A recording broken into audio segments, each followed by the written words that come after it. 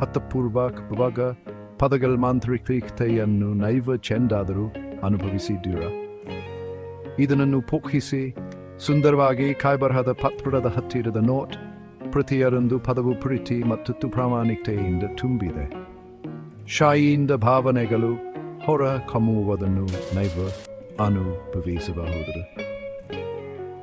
ಪದಗಳನ್ನು ಬರೆಯಲಾಗಿಲ್ಲ, ಅವುಗಳನ್ನು ಅನುಭವಿಸಲಾಗುತ್ತದೆ.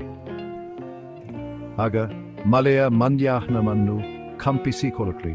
ಅವಳು ಕಿಟಕಿಯ ಬಳಿ ಕುಳಿತಿದ್ದಾಳೆ. ಮಲೆಯ ಮಮಡುವಾದ ಸದ್ದು ಅವರ ಆಲೋಚನೆಗಳಿಗೆ ಶಾಂತವಾದ ಹಿನ್ನೆಲೆ ಸಂಗೀತವನ್ನು ಸೃಷ್ಟಿಸುತ್ತದೆ. ಮುಖದಲ್ಲಿ ಒಂದು ಮಂದವಾದ ನಗುವಿನೊಂದಿಗೆ ಅವಳು ಪತ್ರವನ್ನು ಬರೆಯುತ್ತಾಳೆ. ಪ್ರತಿಯೊಂದು ಪದವನ್ನು ಎಚ್ಚರಿಕೆಯಿಂದ ಆಯ್ಕೆ ಮಾಡಲಾಗಿದೆ. ಪ್ರತಿ ವಾಕ್ಯವು ಅವಳ ಹೃದಯದ ಒಂದು ಭಾಗ.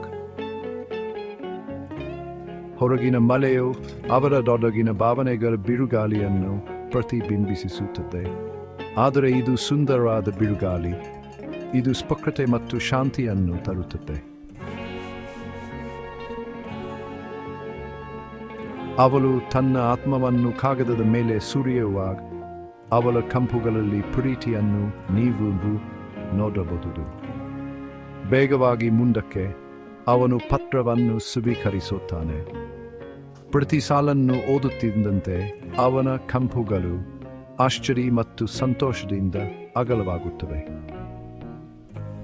ಅವನ ಹೃದಯ ಬಡಿತ ವೇಗವಾಗುತ್ತದೆ ಮತ್ತು ಅವನು ಪನ್ನನೊಳಗೆ ಹರಡುವ ವಿಶ್ರಾಂತಿಯನ್ನು ಅನುಭವಿಸುತ್ತಾನೆ. ಪ್ರತಿ ಪದದಲ್ಲೂ ಅವನು ಅವಳ ಧ್ವನಿಯನ್ನು ಕೇಳಬಹುದು. ಅವಳು ಅವನೊಂದಿಗೆ ಇದ್ದಂತೆ ಮತ್ತು ನಂತರ ಅವರಿಬ್ಬರು ಒಟ್ಟಿಗೆ ಇದ್ದಾರೆ. ಪತ್ರವನ್ನು ಮರೆತು ಬಿಡಲಾಗಿದೆ, ಆದರೆ ಅದು ಹತ್ತುವ ಭಾವನೆಗಳು ಅವೊಲಿಯುತ್ತವೆ. ಅವರು ಪರಸ್ಪರ ಬಿಗಿಯಾಗಿ ಅಪ್ಪಿಕೊಳ್ಳುತ್ತಾರೆ.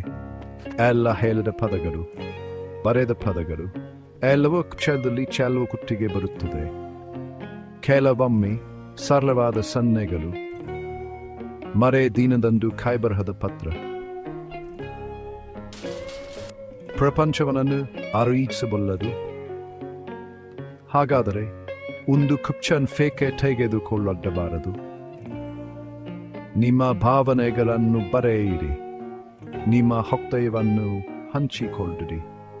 ನಿಮಗೆ ತಿಳಿದಿಲ್ಲ, ಇದು ಮಾಂತ್ರಿಕವಾದ ಯಾವುದೋ ಒಂದು ಆರಂಭವಾಗಿರಬಹುದು.